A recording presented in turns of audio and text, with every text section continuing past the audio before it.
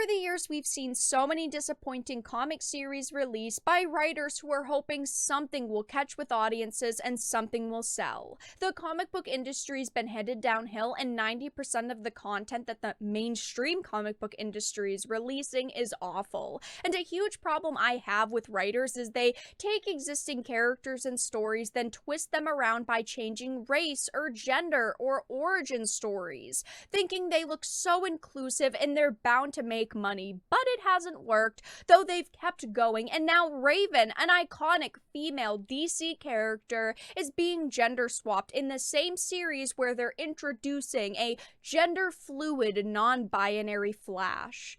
I have a bunch of things to show off, but before we get into the topic at hand, if you enjoy the content that I create, please make sure to subscribe to the channel and hit the notification bell. Follow me on social media like Twitter or mine so that you can see when my content is posted. And of course, if you do really enjoy the videos and the live streams that I create, please consider becoming a Dark Titan via Patreon for just $1 a month, or supporting the channel via YouTube memberships. All of the links are in the description, and of course, I do really appreciate all of the support. So this is a CBR article. It says Teen Justice DC's male version of Raven fully revealed in new art. I honestly had no clue that they were creating a male version of Raven. I don't know why this needs to exist. Apparently they thought this is a great idea. I think that this is just very, very lame. That's a great word for all of these race swaps and gender swaps. I just think that it's very lame that they can't come up with new characters, new designs, new ideas, and they're taking characters that are already loved and they're twisting them around. It says, DC has provided a look at the new version of Raven appearing in Multiversity Teen Justice. The cover and solicitation information released for Teen Justice number 2 reveals a look at Robbie Rodriguez's cover for the issue. The image shows the various members of Teen Justice in a masculine-presenting version of Raven. Boy, oh boy. I also just want to point out that it's not even like the costume here is cool, okay? It's not like these characters actually look cool, they look unique, they look like different takes on these loved characters. All of these outfits look like trash. I don't see a single character here that actually looks cool. I mean, seriously, he's wearing this vest and jeans. This is the best thing that you could come up with, is jeans for this character? I don't understand who thought that this was a good idea, but it's really not. It says, created by Marv Wolfman and George Perez, Rachel Roth / Raven first appeared in 1980's DC Comics Presents number 26. The daughter of the demonic Trigon, Raven has a number of powerful abilities. That's the thing, is that she's such a well-established character with a long-running story, so why change her? And look at the Titans TV series. She's one of the main characters. It's absolutely absurd that they're taking this character and going, you know what, we're gonna come up with this brand new funny spin for her. Oh, we're just gonna turn her into a man. That's not cool. That's not unique. It's not a good idea, and that's not going to get people to buy this series.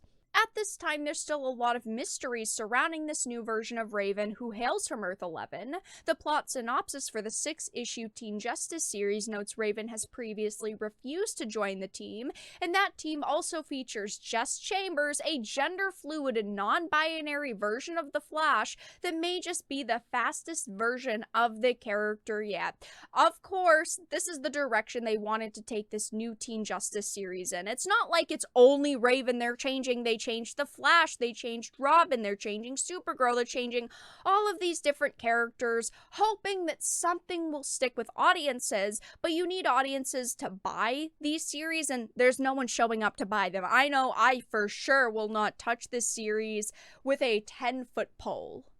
And unfortunately for us, these are not the first round of characters that they're taking and they're twisting. I had talked about this in previous videos, but despite Tom Taylor's deflection, new sales numbers show DC Comics' woke Superman is a loser. I mean, they have Superman in a crowd fighting for climate justice and fighting against climate change.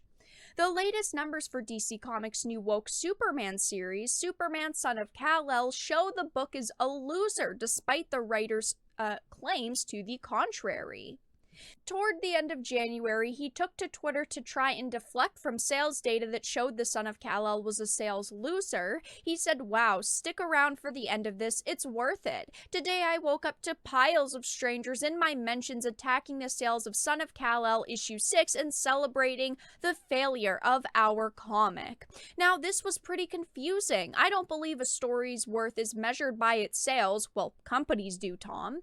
But our Superman is selling pretty well.